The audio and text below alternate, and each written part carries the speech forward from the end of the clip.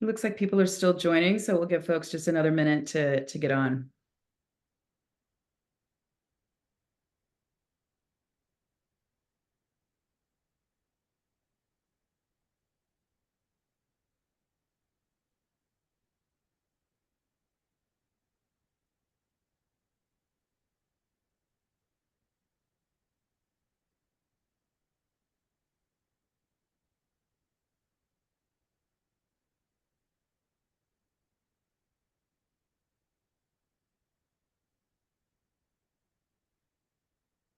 All right, good afternoon and welcome everyone.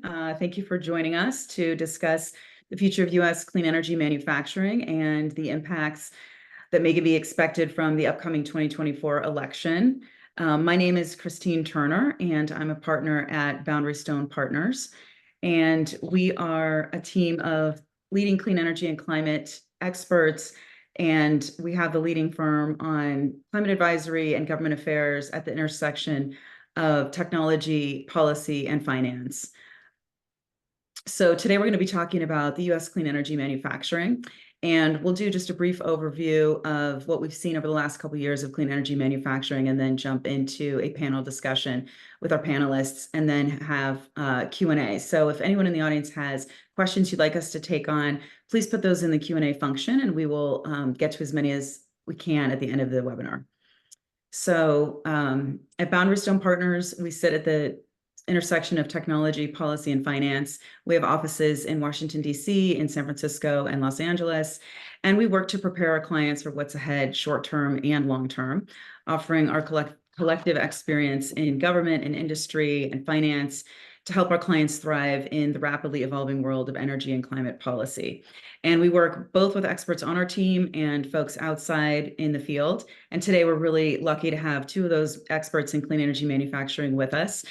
We have Chris Netram from National Association of Manufacturers, Managing Vice President of Policy there. And we have Mike Carr, the Executive Director of the Solar Energy Manufacturers for America Coalition, or the SEMA Coalition. And so thank you both for joining us. We will get to the discussion in just a minute. So before we get to the discussion with Mike and Chris, I thought we would just do a minute or two to recap the state of play currently on clean energy manufacturing in the US. So we've seen historic investment over the last 4 years. Federal incentives have absolutely skyrocketed. We've seen historic public investment from the Infrastructure Investment and Jobs Act and the Inflation Reduction Act, both of which are still ongoing in terms of being the programs deployed, the funds deployed, and the programs developed and coming to full effect. We've seen job creation expected to increase over 2 million jobs over the course of the next decade in clean energy manufacturing specifically. And as I said, key programs within both of those pieces of legislation are still being implemented.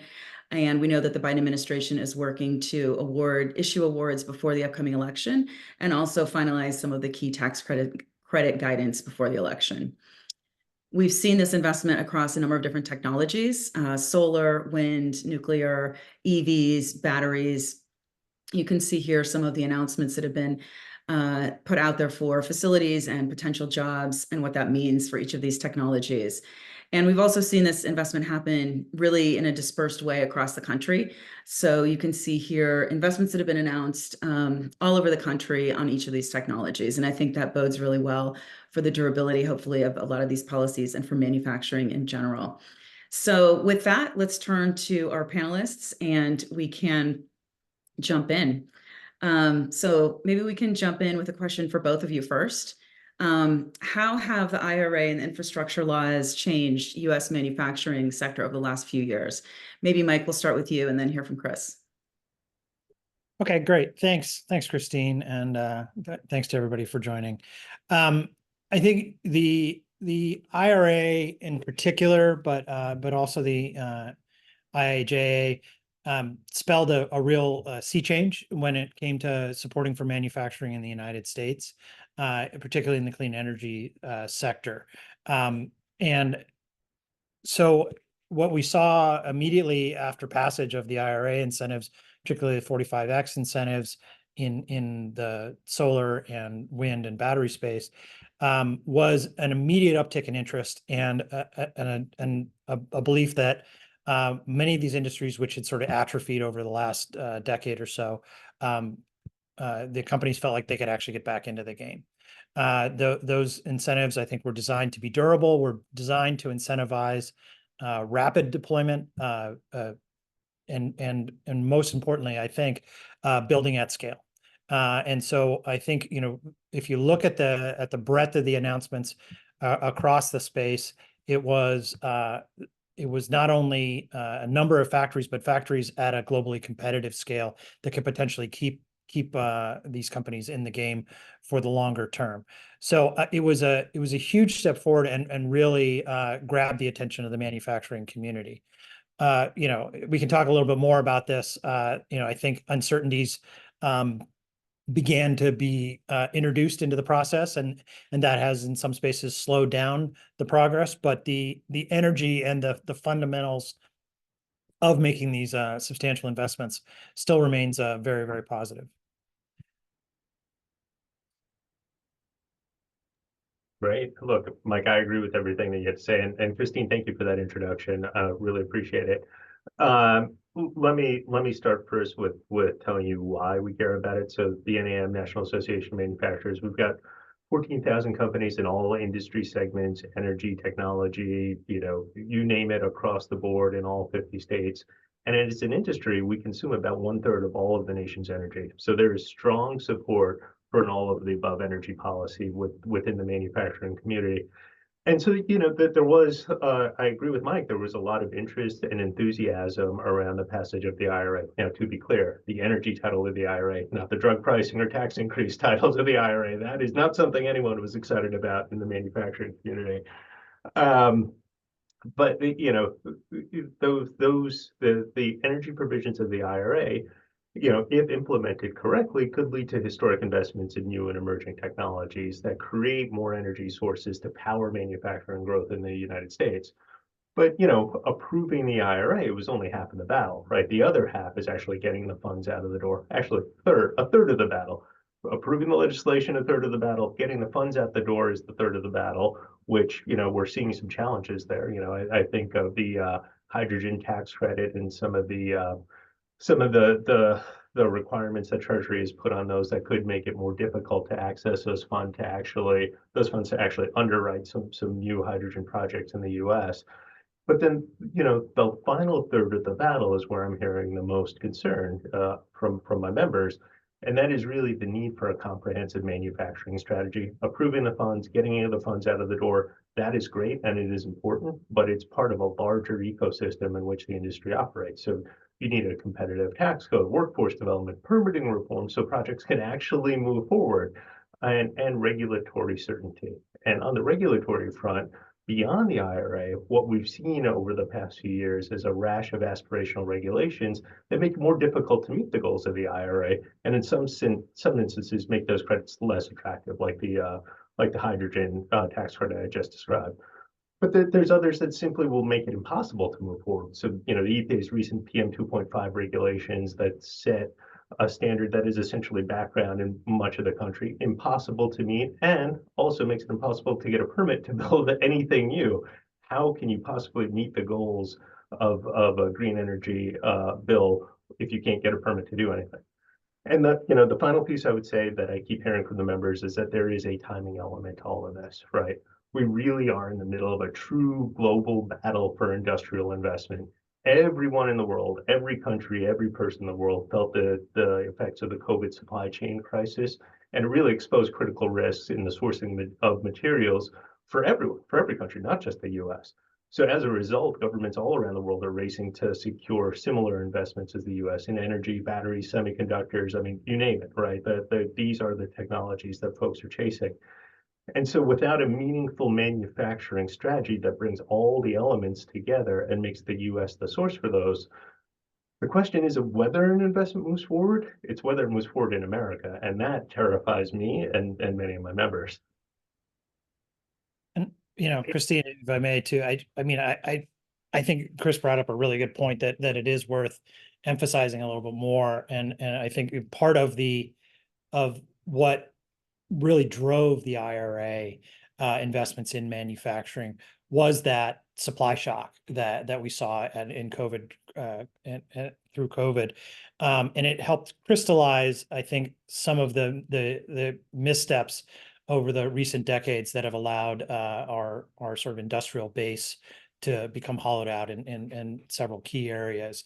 And whether it was the crisis of not being able to get chips to make vehicles, or there were disruptions in the solar supply chain as well. And I think it really did shine a light on the overconcentration from particularly our competitors in China and Southeast Asia, who had a dedicated industrial policy for many decades to try to dominate these industries. And so, I think it is important to recognize that there was a bit of a rethinking that had to take place, and this was a fundamental step forward to state unequivocally, for really the first time in my my memory in policymaking, that the manufacturing is an important part of this equation, and that we won't be able to succeed in our clean energy goals if we don't also make sure that we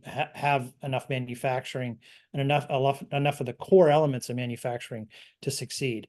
And so I think that's, that is very much right, that it then shines the light on the implementation phase of this. Are we actually comprehensively looking at where are the strategic areas that need to be built out? What do we need to do with trade? What do we need, how are we going to pull all these pieces together? And I think it's going to be some effort, just in some sense, retraining the agencies, retraining the people that have been engaged in this kind of policy for decades, that there's a new landscape that you have to contend with in implementing these policies. I give a lot of credit for the amount of work that's going in to get this stuff done, but the clock is ticking, as Chris mentioned, and I think that's an important point for everybody to kind of keep in mind here. Yeah, and Mike, Christine, I'm sorry, we're taking this off the rails on question one. Sorry, but I did want to agree with Mike there, and actually, another point on the timing element of this, and it's important for the entire business community, because this affects everyone, right? With the emphasis on de-risking supply chains from a geographic perspective, policymakers, some of them get it, but not all of them intuitively get it, that takes time. Right? You can't just pass a bill and uproot an entire supply chain and build everything you need in the United States. All that's going to take some time, and fighting for that time to actually have the room to grow in the United States has been more challenging than I thought it would be. And I'm not sure if you're seeing the same thing, Mike. Yeah, I mean, I think we have seen the challenges, and these are, after all, a lot of these manufacturing investments are multi-billion-dollar investments. They're the investors are comfortable with a 5 or even 10-year payback period on these investments, but it can't be unlimited, and they need to know what the rules of the road are. And I think and this kind of feeds into, I think, later questions that Christine was going to ask.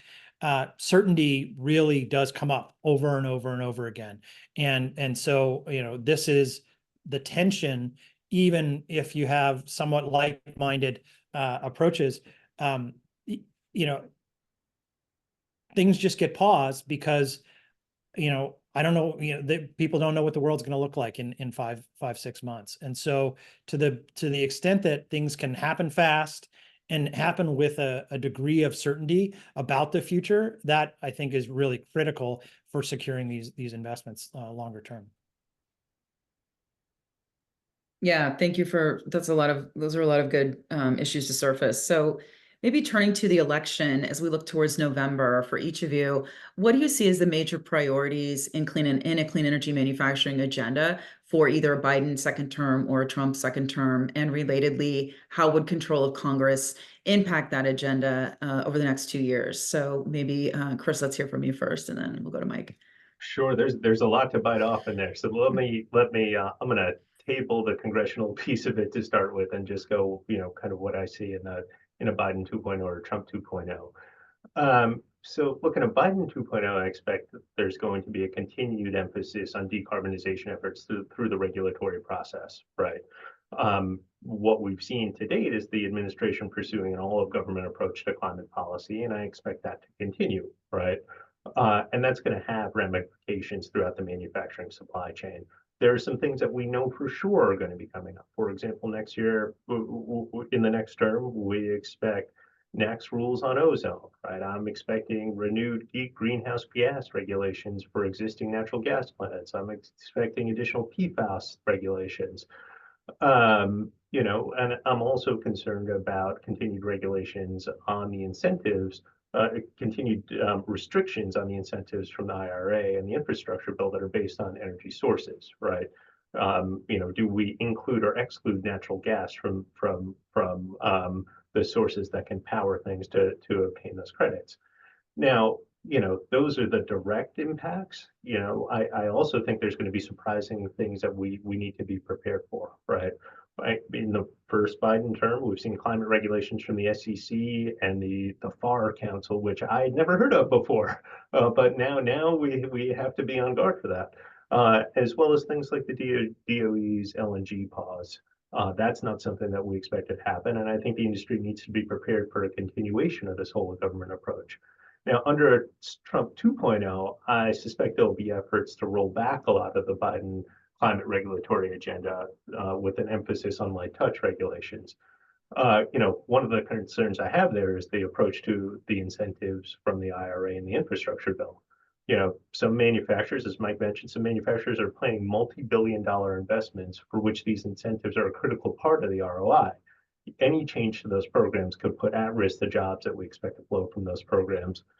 And, finally, I'd say, one area where I think the administrations would converge, a Trump 2.0 or a Biden 2.0, is in their approach to PFAS. I fully expect continued efforts to regulate PFAS at the federal level under a Trump EPA or a Biden EPA, which is important because it's a critical element in so many of the clean energy processes that we say. You can't make semiconductors without PFAS. You can't make batteries without PFAS, and that underlies a lot of the agenda here. So let me pause there, Mike. I want to get you in here. Thanks, Chris. Yeah, I think there's a lot to agree on there. My sense is that a Biden 2.0 administration, I think, will fundamentally start from the premise that we've begun to turn the ship and we got to continue to turn the ship on industrial policy. This is something, that has, I think has been the most significant shift in the Democratic Party, again, in my lifetime, since the 90s, when I really started, getting into this policy realm. We've had a very light hand on the tiller when it comes to industrial policy and supporting manufacturing. Even though presidents have sort of said it at one time or another, this is a real significant, and again, as Chris was saying, a whole of government kind of approach to supporting these industries. So I would expect that they would try to continue those trends and continue to kind of push further and further in that direction.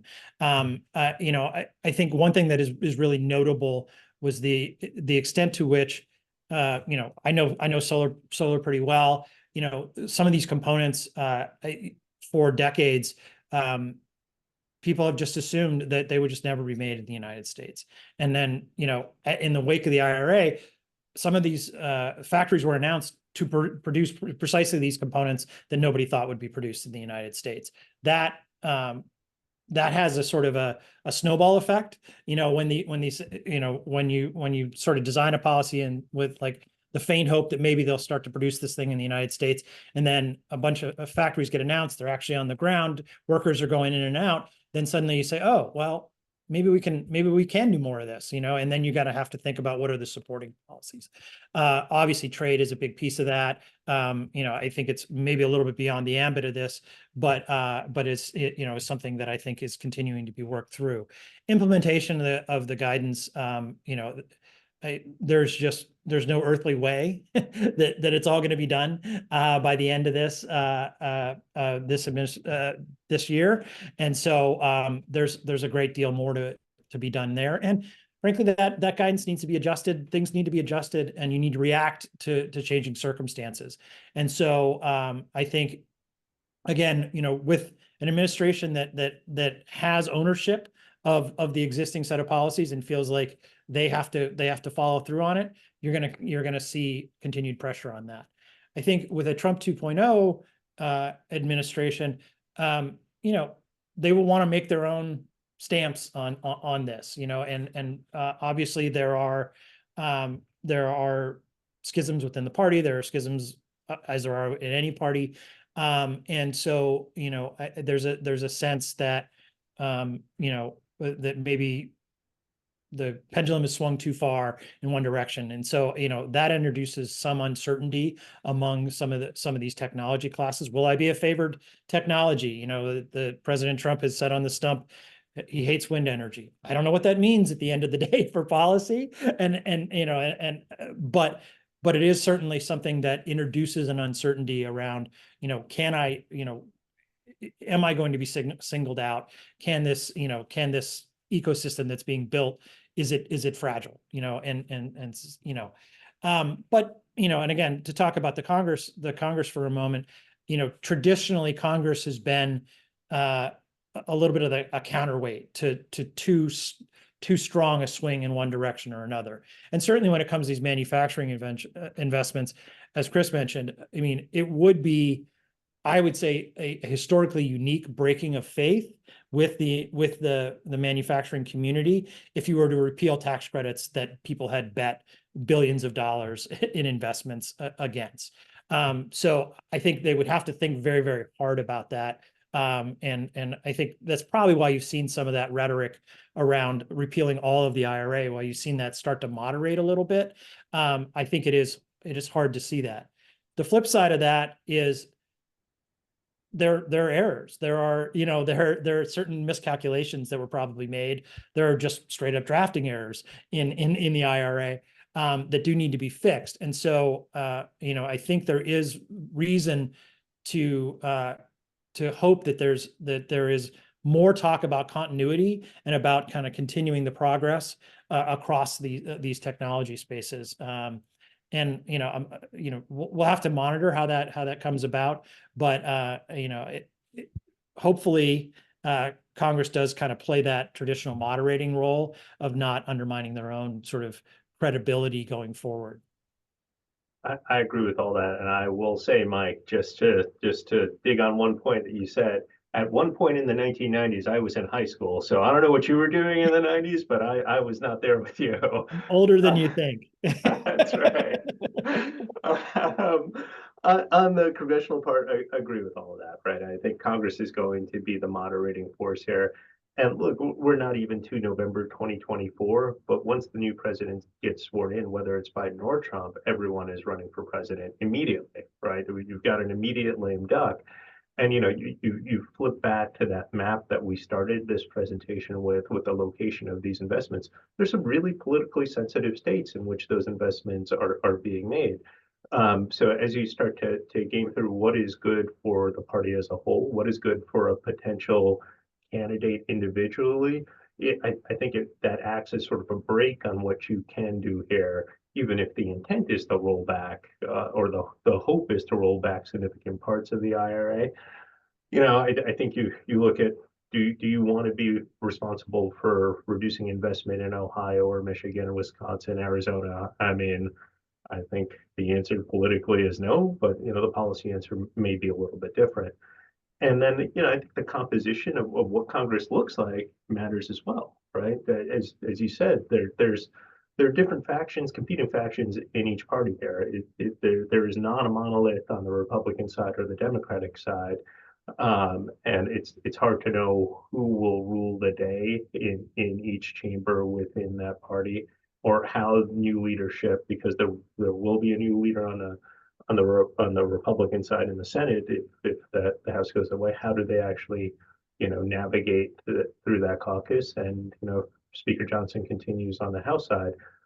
how does he continue to evolve as a leader and bring his conference together?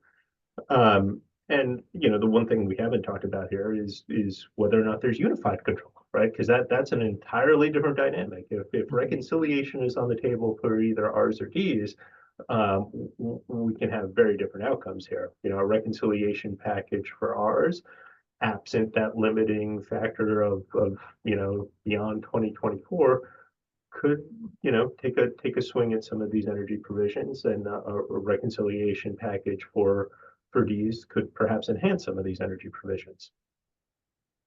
Yeah, and I think Yep. that's, sorry to, but I think No, we're keep going. kind of onto something here. I think this is the important nuance in the way that this operates. There are these factions. I think there are certain ideological limitations that each party sort of imposes on themselves. This is, writ large, I would say the Democrats leaned in pretty heavily on the carrot side of the carrot versus stick equation in these um, in these bills, and in maybe in a way that's somewhat different than they have historically, and with a lighter touch on the regulatory side. Now, I will say on regulations, one man's regulation is another man's market. So, you always have to kind of balance those things. But when it comes down to that sort of carrot versus stick approach, there are some difficulties in a Republican led Congress in enhancing carrots. Is similar to what I said about regulations. One woman's tax credit is another woman's pay for. And so, that's the way these things tend to go. And so we do need to be aware of those dynamics. And, and that's where you really do begin to have some concern about mischief making, right? That I don't care about that technology X, and so therefore, my technology Y, which really needs the help and is much more strategically important or whatever, I'm going to go ahead and repeal those tax credits. That kind of policymaking can be very, very problematic, because then everything is thrown into uncertainty, right? If Congress changes again, do I get my tax credit back? Do I, or do I lose it if it goes a few ticks in this direction or that? That's the kind of thing, frankly, that our competitors don't face, overseas. They, once they've established a policy, it's established. That uncertainty has traditionally been hugely retardant to our industrial policy in the United States. Indeed. All right. So maybe looking towards that's a second term for either President Trump or President Biden. Mike, either under President Trump or President Biden, what are your thoughts on where government and industry should step up collaboration, particularly on clean energy manufacturing? I think there's a couple areas, and I think Chris might have some different points of emphasis, but from my perspective, these are muscles that really haven't been exercised in the agencies in a long time. And so, sometimes we end up with a sort of academic approach. There needs to be a lot more understanding of the realities on the ground. Just to give maybe a kind of a weird example, we saw this incredible uptick in manufacturing, desire to open new manufacturing, particularly throughout the Southeast, but in the Midwest. And one thing that clean energy manufacturing really has in common is it's electricity in, product out. And these are basically ways of converting electricity into useful products and work. The infrastructure is simply not there in parts of the country to accommodate that. Much less to accommodate that plus the data center expansion that we're all expecting over the next 5 to 10 years. So distribution transformers have become a huge problem. Multi-year waits to have a distribution transformer for your new manufacturing facility. And I think those kind of those kind of interactions with industry are going to be really critical in the new future. To say, what can you, the government, do to make sure that this stuff is in place so that I can run my business? So I think those kind of and then I think relatedly, what's strategic in these supply chains? You don't need to necessarily incentivize every single piece of a supply chain. Some things are strategic, some things are more strategic than others. I think there will be more and more thought about, for example, products that interact with our grid. As we have a more interactive grid, inverters, things like that, that are actually controllable from the outside, that have computer chips embedded in them. Who's making those? Where are those coming from? Are we comfortable with those supply chains? Are we comfortable with the supply chain for chips, for vehicles and EVs? Those kind of things. We do need a next level of analysis that is not at the fingertips of the agencies that are charged with implementing these, or frankly of Congress in implementing new legislation. So I think it is, we're going to have to get a little bit more brass tacks with industry on what does it take to actually accomplish these goals, and let sort of less conversation about sort of airy goals. Yeah, Mike, let me just hop in and again agree with you. I love that phrase that you used. We've got to help them understand the realities on the ground. I mean, that's what we've seen in the current administration, right? It's critically important to get in and educate both lawmakers and agency officials, right? On expand the scope, zoom out from the particular chemistry you may be regulating at the EPA. How is that used more broadly? What are the knock-on effects of what you're trying to do? I mean, that is where the business community is going to play a really important role to make sure that we get to the goal that I think we all share, which is, growing manufacturing in the United States, having a reliable grid, meeting the energy needs for tomorrow. I do think that the AI data center issue is going to be a forcing element here. I don't see a scenario in which we back down from growing AI, and that it comes with a known energy cost that you need to meet that is currently a scary number that we have to get to, right? But it's not widely discussed outside of small groups like this one. And I think the other piece that is going to become more important here, and it'll be on the business community to be honest with policymakers about this, is what does energy security mean both in the United States and among our allies? As we're de-risking supply chains, not everything is coming to the US. Some things are going to our allies in Europe or Mexico or Canada, right? And the actions that we take in the United States and our ability to ensure that we have our own energy security and we're able to support the energy security of, say, Europe via an LNG, through LNG exports, is going to be critical. So I think we've got to zoom those regulators out from the narrow thing that they're focused on and put it in a national and then international context as well. Yep. And Chris, maybe just adding on a little bit of a different flavor for the question, from an industry perspective, what do you think have been the biggest lessons learned from the previous Trump administration that you would see guiding manufacturing policy in a new Republican second Trump term?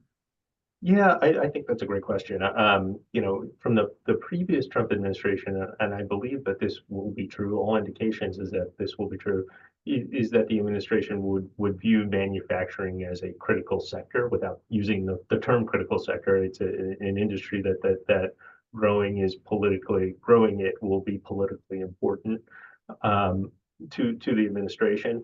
And to that end, the first Trump term, we saw real progress on key issues that are important to manufacturing success. Some of those things I outlined before, like deregulation, tax reform, and on and on and on, right? In fact, while it was the weird time interrupted by COVID, to the extent we can measure data that is unskewed or unaffected by historic events, you look at 2018, that first year after tax reform passed, we saw the greatest growth in jobs, investment, and wages in the manufacturing sector than we'd seen in the decades prior. So, I think that lens, those success stories will continue to color the administration's view of what is success. Um, and, I would note that I expect there to be a natural inflection point, going back to Congress, and what does Congress look like in a second Trump administration or a second Biden administration. Oftentimes when we have these conversations, we talk about, what would be ideal and what's the vehicle, and gosh, when can this pass, right? We've got a natural inflection point next year with the expiration of all the individual provisions in tax reform, right? That is something that lawmakers will have to pass, because they do not want to have, no lawmaker wants to have working families see their taxes go up. So that is going to be a thing that will have to pass, that I fully suspect both parties will want to attach their energy and climate goals to. So, I think it's important to start these conversations now and make sure we're talking about the criticality of energy and new technologies to the sector. I don't know, Mike, if you agree with that. Oh, yeah, absolutely. I mean, I think the timing question is really an important one. Again, yeah, we're always looking for the vehicles. There will be a tax vehicle. There will be a set of reforms, and I think that whether it's either way, whether it's unified control or split control or like, yes, there will have to be a deal struck. And again, even if it's unified control, there are factions within the parties that have pushes and pulls. And I think that this kind of leads into, I mean, maybe I'll put the Biden and administration and Congress, put that piece into context. I mean, from my perspective, I think what we're going to see is, if you think about that scenario, they will have been rewarded for what they did. That'll be what's in the politicians' minds, right? Is that, we passed these things, people liked it, they reelected us. It's always the way they think about it. And so, I think the potential of sort of doubling down on clean energy manufacture becomes much higher, and it becomes much higher in that context. I think there's one thing that definitely has bipartisan agreement, is restrictions on Chinese owned companies' participation in this technology space. However one feels about it, I think there was a dramatic shift in the course of the IRA in introducing these foreign entities of concern restrictions on some of the pieces of the legislation. That has historically been something that Congress has shied away from, again, as long as I've been in policymaking, because it's historically been kind of considered a third rail. We appear to have blown past that and changed, and that dynamic appears to be completely turned on its head.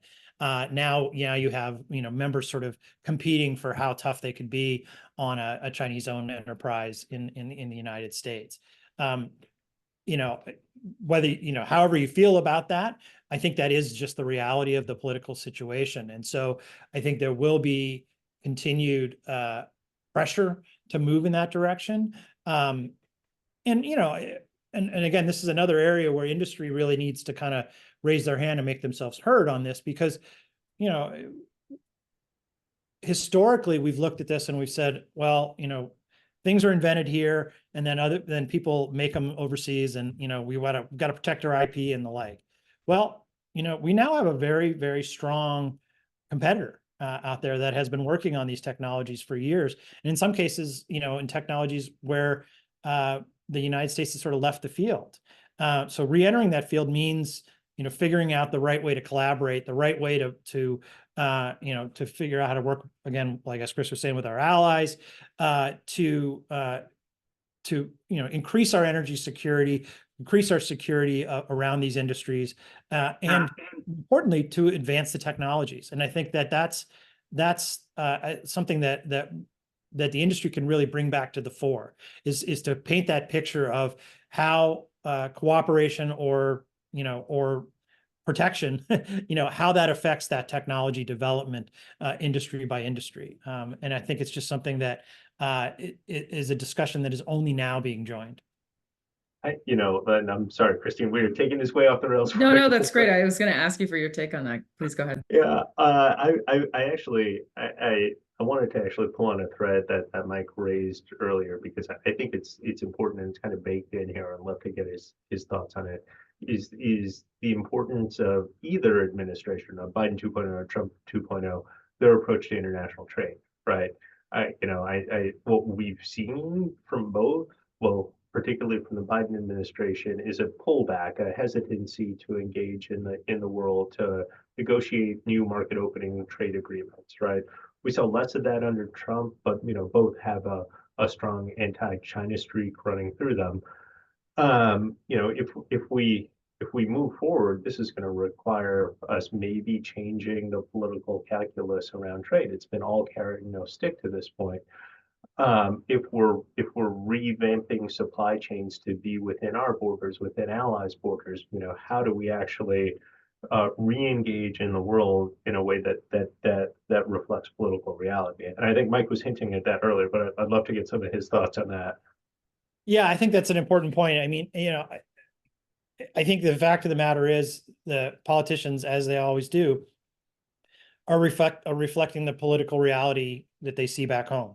There has been a contingent of the American public that has really soured on our approach to trade to date. That doesn't mean you throw everything out, but I do think it does mean.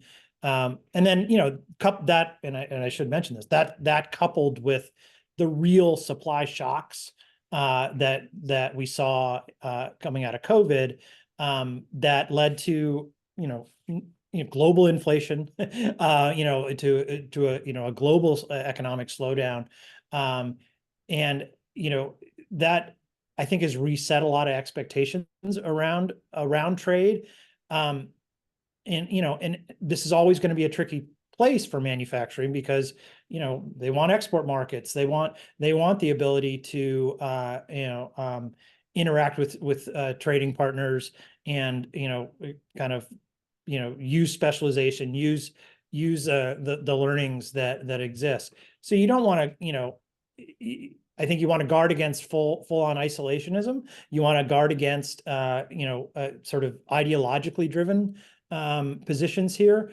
but understanding that reality. And so I think it will require a certain level of nuance and targeted trade enforcement that is frankly hard to build a consensus around, and really requires a lot of engagement with the players to get it right. And so it is something that it's one of those hard problems that I think its time has come, though. It is, I think it's impossible to ignore it or to do anything with too blunt an instrument. Yeah, and look, again, we're going to have a test case coming up soon with USMCA having to be, reauthorized. Do they do that cleanly? Do we make some tweaks?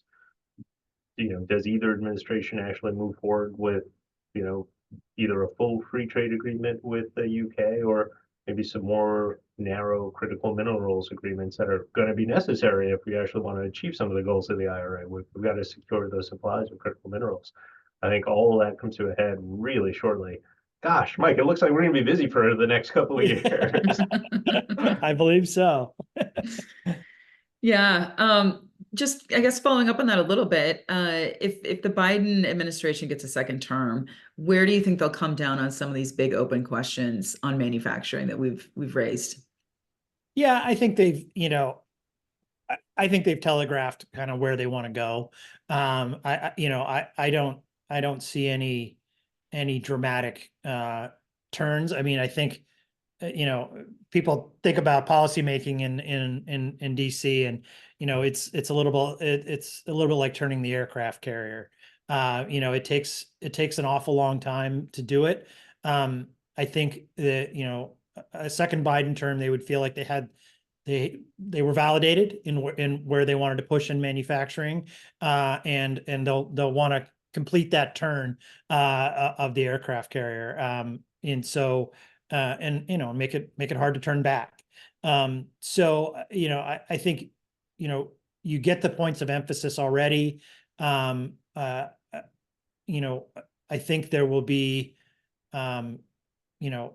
there's always a little bit of incentive to sort of stand pat, but I think members of the party will want to push and make sure that, and I think from Biden's perspective, it would be cementing a legacy. And so I think he would continue to aggressively push, both on the trade side, on the carrot side, on legislative side, and I think hopefully on the demand side, which is a lot of the I think Chris had mentioned some of the permitting challenges that go with that. I think that that would be kind of front and center. Is just to give an example in the solar space, we have historically looked at solar as something that just needs to get cheaper, and then markets will take over. It just gets cheaper and cheaper and cheaper. And the fact of the matter is, it's been cheap enough to outcompete other technologies for quite some time now, for years.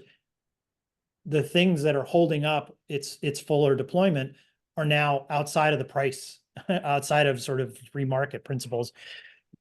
Excuse me. It's things like interconnection queues and regulatory drivers. And so I could see a Biden administration really rolling up its sleeves and trying to address some of those demand side issues, even more so than they have so far. Yeah, I agree with that, especially with the aircraft carrier analogy here, especially in the way these provisions are structured. They're so technical and require so much work from Treasury and the Department of Energy. Those are just inherently complex and will take a long time to change or unwind. I think you continue on the path that you're on. If I'm in a Biden 2.0 administration, you continue to roll out implementation, and you get to do the thing that they haven't done yet, which is actually show success from the legislation that they passed, right? That is not a story that they've been able to do. They've been able to talk about announcements, but because the regulatory process has been so slow, you haven't been able to show, here's the thing that was created because of my President Biden's, legislative accomplishment. So I got to imagine that will be a focus. The other piece of this, and I'm Mike, you may be more of an expert here on this one, is, I always think, and it's always said around this town, like, personnel as policy, right? What does a Biden 2.0 look like? In the current administration, both at the White House and throughout the agencies, you see this tension between the progressive wing and the more moderate wing, business friendly side and a climate activist side. And we understand that dynamic now. I don't know what that looks like in a second Biden administration, right? That could tilt one way or the other, or perhaps we continue in the same dynamic we are. But I think that's something to look out for. Yeah, I think that's fair fair thing to think about. But an interesting, I think it's really interesting when you look at what the challenges to implementing these statutes.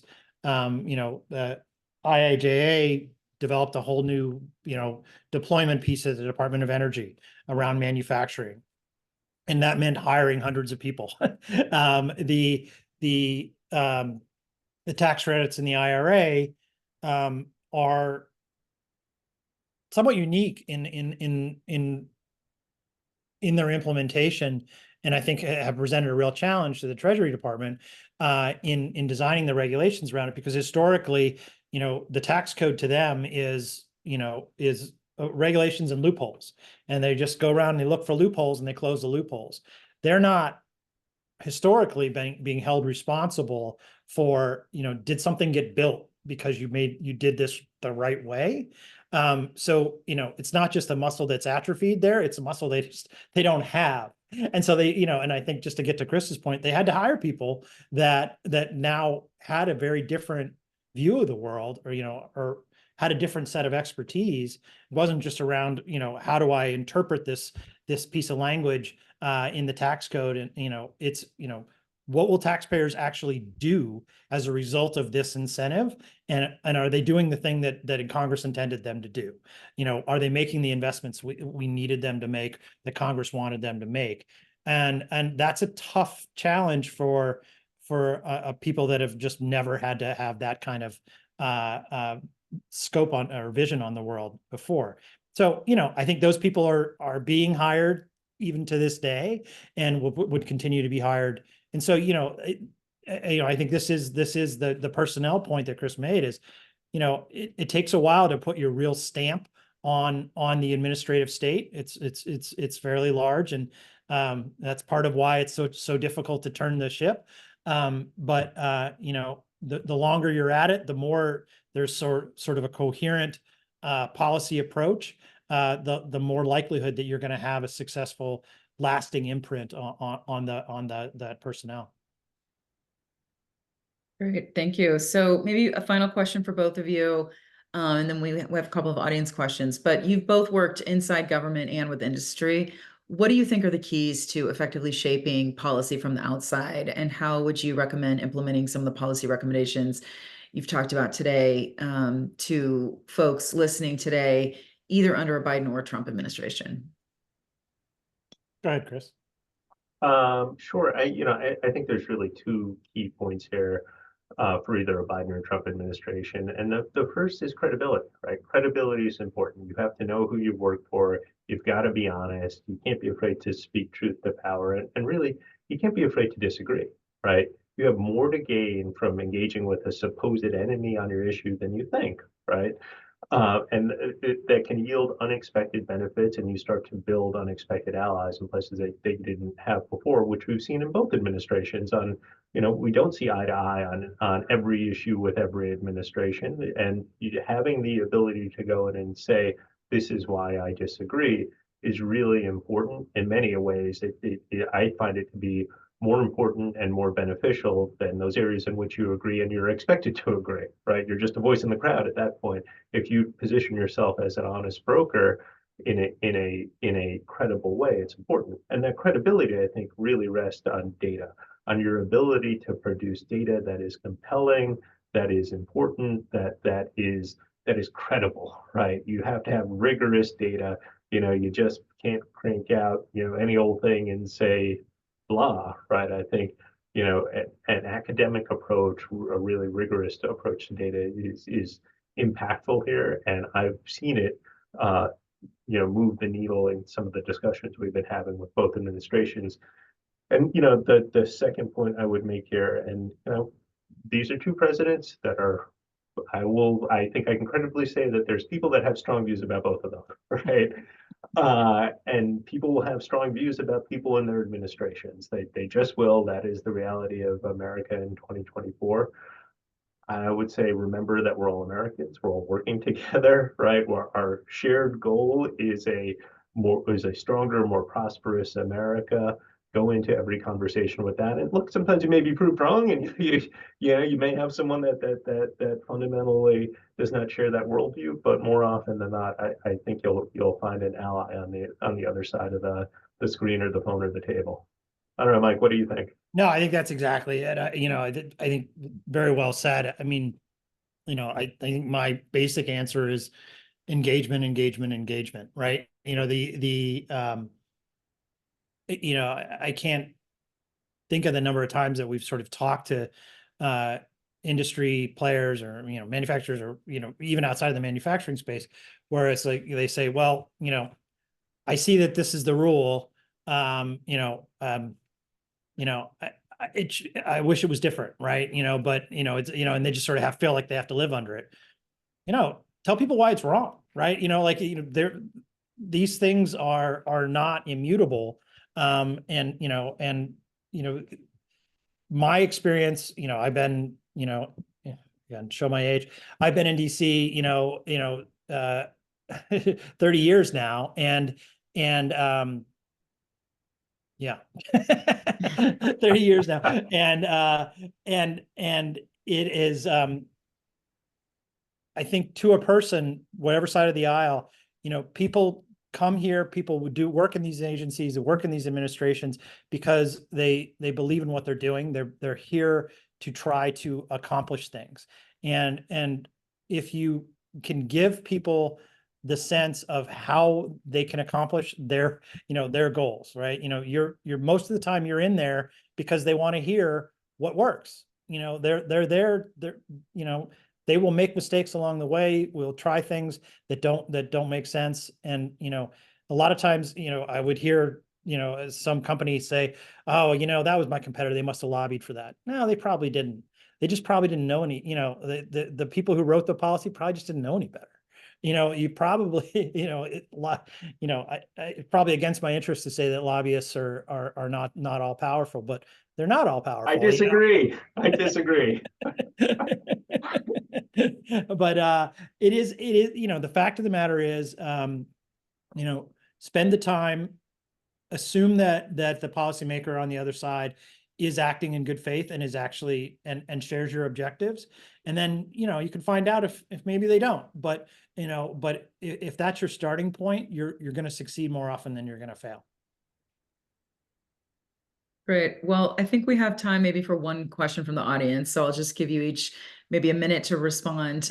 So how do you expect progress on clean energy manufacturing to impact the candidates' platforms or voter behavior ahead of the election? Ooh, that's a good one.